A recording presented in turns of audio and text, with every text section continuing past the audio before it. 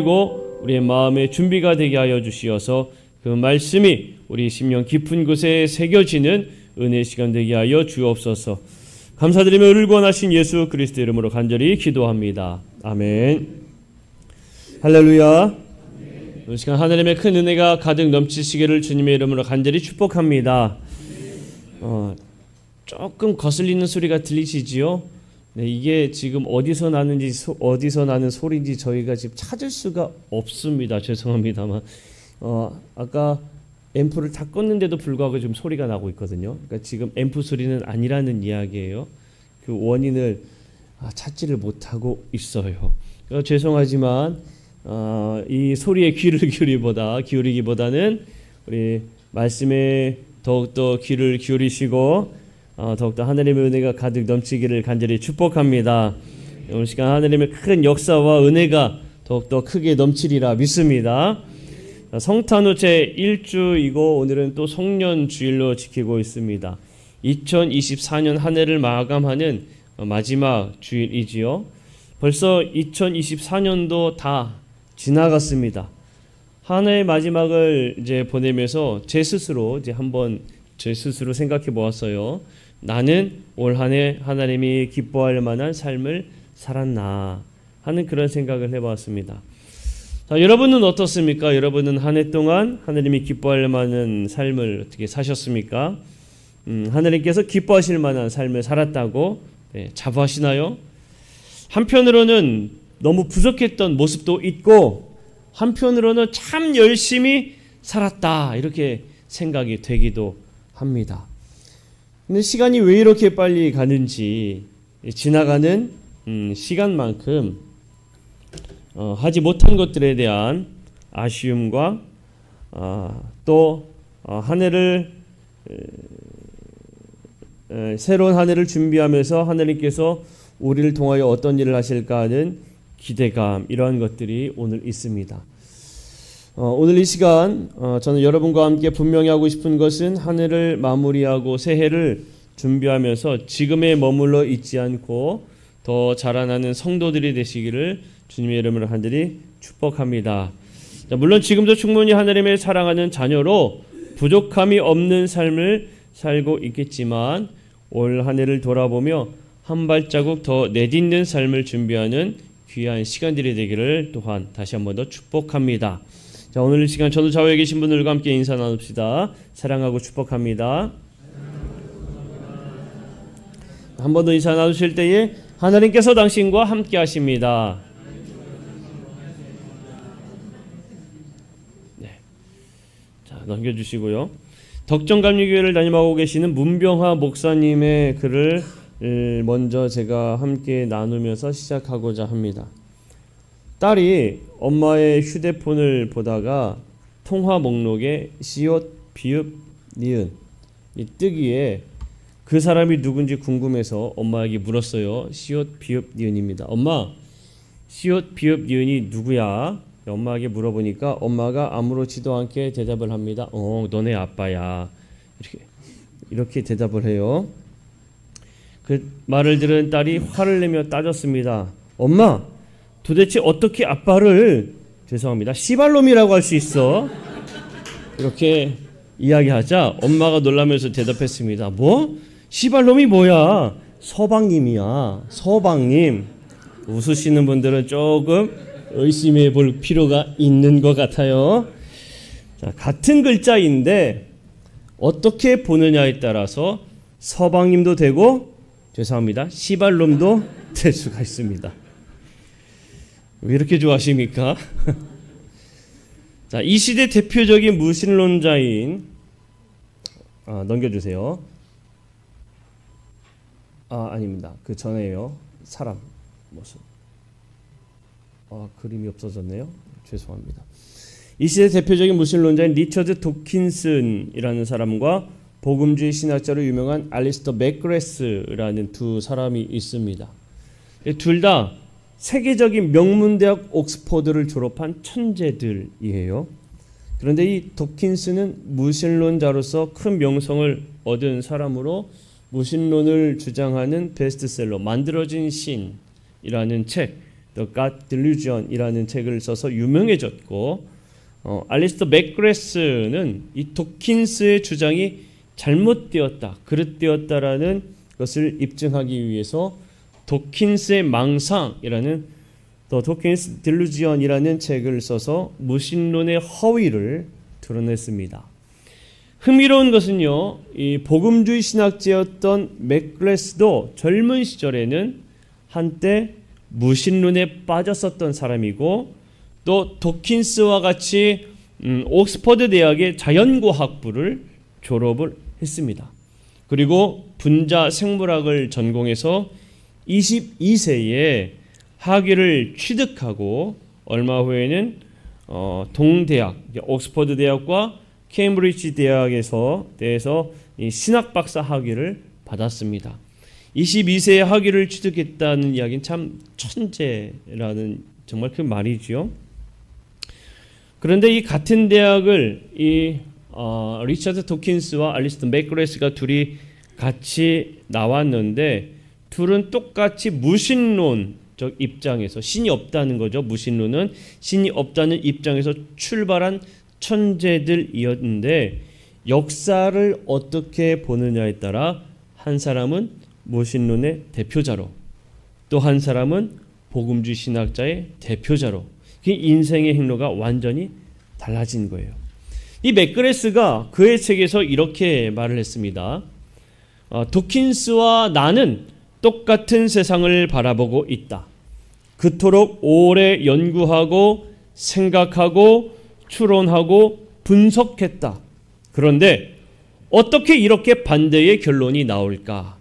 가능한 한 가지 이유는 나는 하나님을 믿는다는 사실이다. 나는 하나님이라는 엄청나게 전염성이 강하고 강력한 바이러스에 감염되었다. 이게 바로 이 맥그레스가 자신의 책에 고백하고 있는 글입니다. 중요한 포인트죠. 나는 하나님을 믿는다는 사실이다. 그 하나님의 역사의 주관자이심을 믿음으로 인해서 그 행로가 완전히 달라지게 되었다는 겁니다. 한 사람은 역사의 주관자이신 하나님을 믿었지만, 또 한 사람은 자기 자신이 자신을 통치한다는 오만한 생각에 사로잡혀서 무신론이라는 불신앙의 앞잡이가 되었던 겁니다. 무엇이 이 두 사람의 인생 행로를 갈라놓았습니까? 맥그레스에게는 있고 도킨스에게는 없는 것, 그것이 바로 하나님의 은혜라는 겁니다. 맥그레스는 하나님의 은혜에 강력한 바이러스에 감염되었고, 십자가를 통해 그의 심장으로 흘렀던 은혜가 그의 세상관, 그의 역사관을 완전히 뒤바꾸어 놓았다라는 이야기예요. 사랑하는 성도 여러분, 우리가 하늘을 돌아볼 때에 하나님께서 하신 역사의 순간들을 여러분 보시기를 간절히 축복합니다. 하늘을 보고 앞으로 나아가기 위해서 우리에게 필요한 것은 무엇이냐? 하나님께서 역사하신다는 믿음입니다. 하나님께서 역사하신다는 믿음. 그 믿음에 근거하여 이 세상을 살아갈 때에 우리는 더욱 자라나는 삶을 살아가게 된다라는 말씀이에요. 여러분 꼭 가지십시오. 하나님께서 역사하는 믿음을 고백하는 저와 여러분들이 되시기를, 성도 여러분들이 되시기를 주님의 이름으로 간절히 축복합니다. 사무엘상에서 한 아이가 등장하고 있습니다. 그의 이름이 무엇이냐? 사무엘이라는 아이가 등장하고 있어요. 사무엘은 그의 엄마 한나가 참 어렵게 얻은 아들이었습니다. 하나님 앞에 매달려서 얻게 된 아들이에요. 그런데 하나님과 약속하기를 한나가 어떻게 약속했느냐? 아이를 주시면 그 아이를 하나님께 바치겠습니다 라고 약속했고, 사무엘은 그렇게 하나님의 전에서 생활하게 된 것입니다. 그리고 그 아이는 사무엘상 2장 26절에서 언급하고 있는데, 자 한번 읽어봅시다. 시작. 아이 사무엘이 점점 자라매 여호와와 사람들에게 은총을 더욱 받더라. 점점 자라매 여호와와 사람들에게 은총을 더욱 받는 아이, 그 아이가 한 사람이 되었다는 이야기죠. 자, 이렇게 자라면서 여호와와 사람에게 사랑을 받았던 사람이 또 한 사람이 있습니다. 누가복음 2장 52절 말씀을 함께 읽어보도록 하겠습니다. 함께 읽어보겠습니다. 시작. 예수는 지혜와 키가 자라가며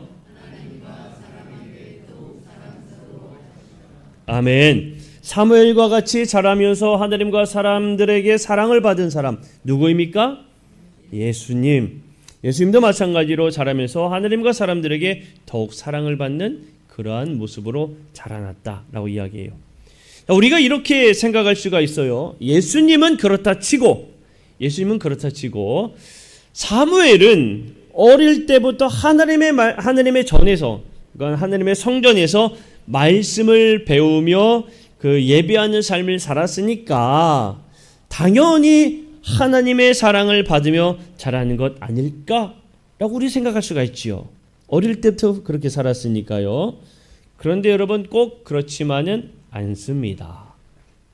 사무엘상 2장에 보게 되면 사무엘처럼 하나님의 성전에서 살았던 아이들이 또 있습니다.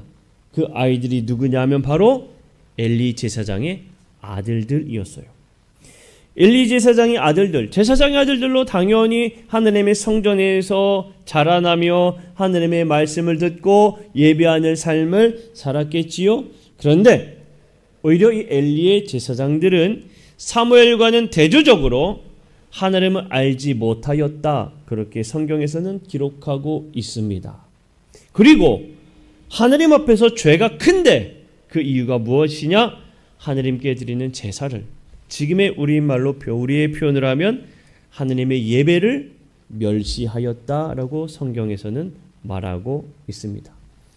그러니까 여러분 이 말씀을 보게 되면 예수를 구주로 믿는 사람들이라 할지라도 모두가 하나님의 사랑을 받으며 사람들에게 사랑을 받으며 사는 것은 아니다라는 것을 우리에게 말해주고 있는 거예요. 그러니까 우리도 마찬가지입니다. 우리도 열심히 신앙생활 한다고 하지만 엘리 제사장의 아들들처럼 하나님을 따라 살지 못하는 모습들, 하나님의 예배를 멸시하는 모습들 얼마든지 나타날 수 있다는 사실을, 경각심을 가지고 여러분 마음에 품어야 될 줄로 믿습니다. 그래서 그리스도인들은 늘 깨어 있어야 해요. 늘 마음에 어떠한 마음을 품어야 하느냐 하면 나는 하나님과 함께하는 삶을 산다. 자, 한번 해봅시다. 나는 하나님과 함께하는 삶을 산다. 한 번 더. 나는 하나님과 함께하는 삶을 산다. 아멘. 자, 이 마음을 품고 늘 살아가는 우리 모든 성도님들 되시기를 주님의 이름으로 간절히 축복합니다. 자, 그렇다면 사무엘과 예수님처럼 자라면서 하나님과 사람들 앞에 사랑을 받는 삶, 그 삶은 어떠한 삶일까라는 거예요. 우리도 하나님 앞에서는 한없는 어린 자녀와 같습니다. 그렇게 믿음의 길을 걸어가면서 항상 그 자리에 머물러 있는 것이 아니라 해마다 조금씩 자라는 그러한 삶을 살아야 되는 것이에요. 우리가 한 해를 마무리하며 새해를 준비하는 지금 우리는 더 성장하는 자리로 나아가야 한다라는 것을 우리에게 말해주고 있는 겁니다. 더 성장하기 위한 모습으로 오늘 우리에게 주는 이 교회력에 따른 말씀에서 이 골로새서 말씀에 우리에게 제시를 해주고 있고, 그 골로새서의 말씀을 토대로 우리가 성장하는 모습을 갖는 우리 모든 성도들이 되기를 간절히 축복합니다. 골로새서 3장 12절을 먼저 우리가 함께 읽어보기를 원합니다. 함께 읽어볼게요. 시작. 그러므로 너희는 하나님이 택하사 거룩하고 사랑받는 자처럼 긍휼과 자비와 겸손과 온유와 오래 참음을 옷 입고. 아멘. 자, 골로새서의 사도 바울이 이렇게 말을 해요. 조금 우리의 말로 의역해서 제가 이야기해 보겠습니다. 여러분은 하나님의 택하심을 입은 거룩하고 사랑받는 사람과 같은 옷을 입으십시오. 그 옷이 무엇이냐면 긍휼, 자비, 겸손, 온유, 오래 참음입니다. 자, 긍휼, 자비, 겸손, 온유, 오래 참음. 5가지를 말하고 있어요. 이 5가지를 간략하게 한번 살펴보면 이렇습니다.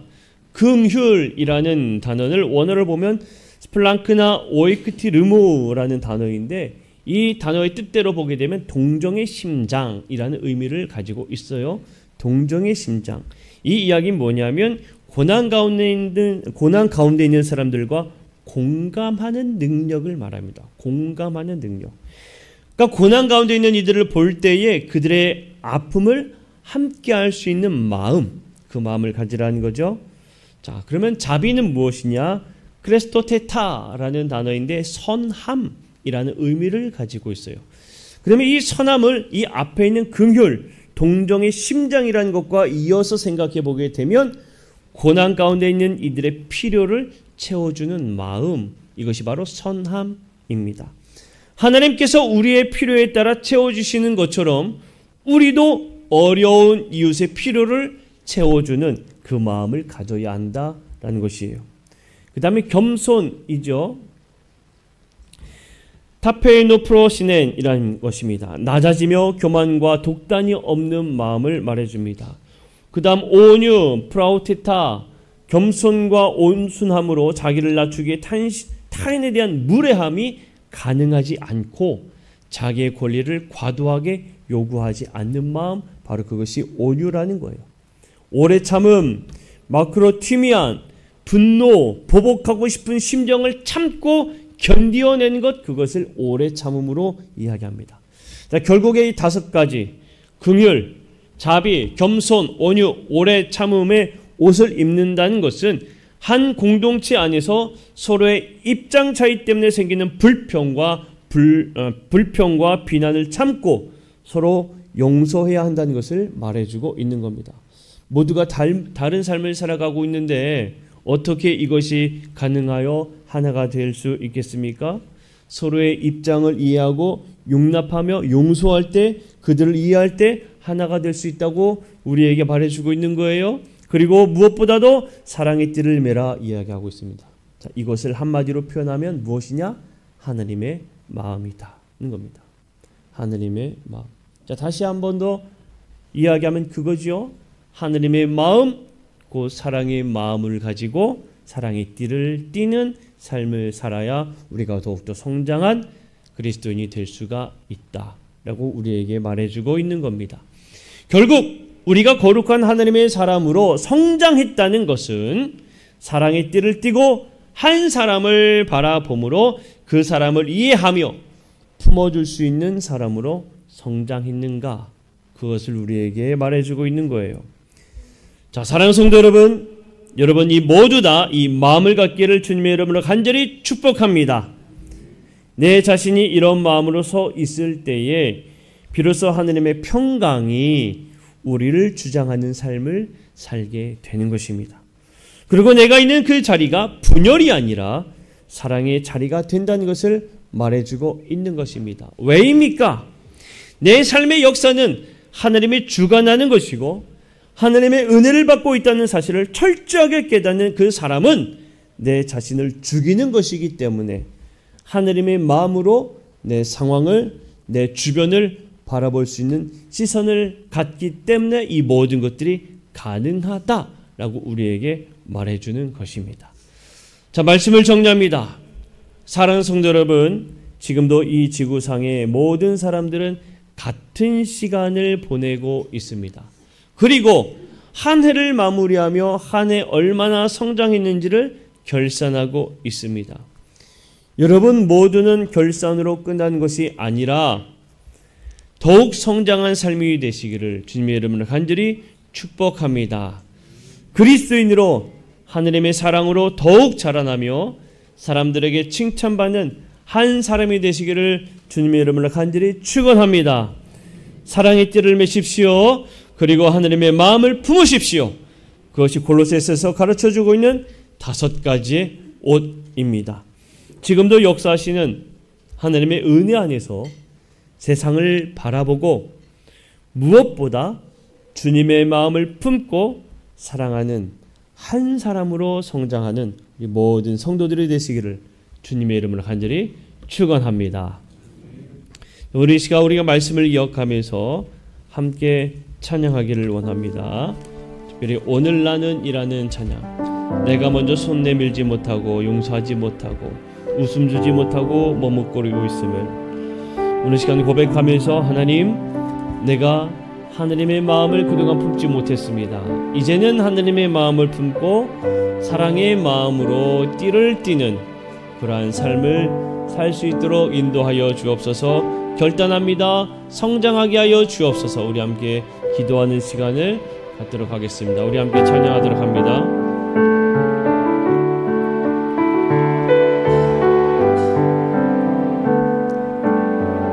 내가 먼저 손 내밀지 못하고 내가 먼저 용서하지 못하고 내가 먼저 의심되지 못하고 이렇게 머뭇거리고 있네. 그가 먼저 손 내밀기 원했고 그가 먼저 용서하길 원했고 그가 먼저 의심되길 원했네. 나는 어찌 된 사람인가. 간교한 나의 입술이여 더러운 나의 맘이여 왜 나의 입은 사랑을 말하면서 왜 나 맘은 화해를 말하면서 왜 내가 먼저 젖을 수 없는가. 왜 내가 먼저 손을 볼 수 없는가. 오늘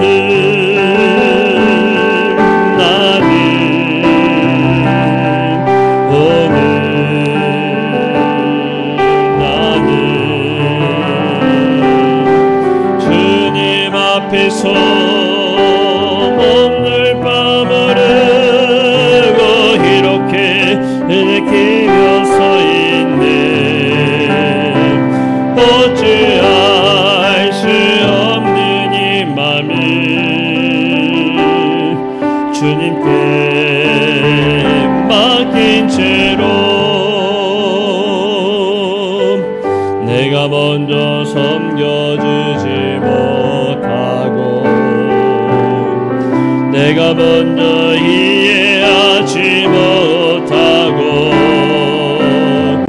내가 먼저 높여주지 못하고 이렇게 고집 부리고 있네. 그가 먼저 섬겨주길 원했고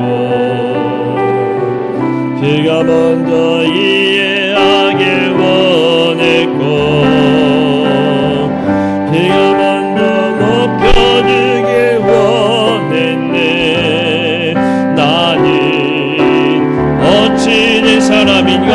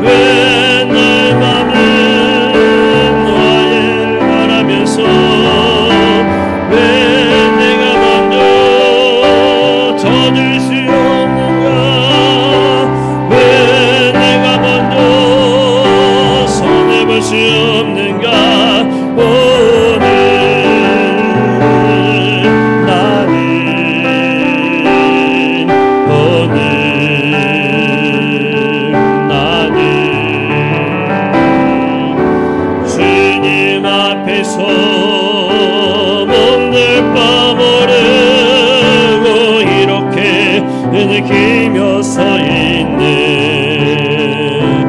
어찌할 수 없는 이 맘을 주님께 맡긴 채 우리 한번 더 고백합니다. 오 주역한 나의 욕심이여 주역한 나의 욕심이여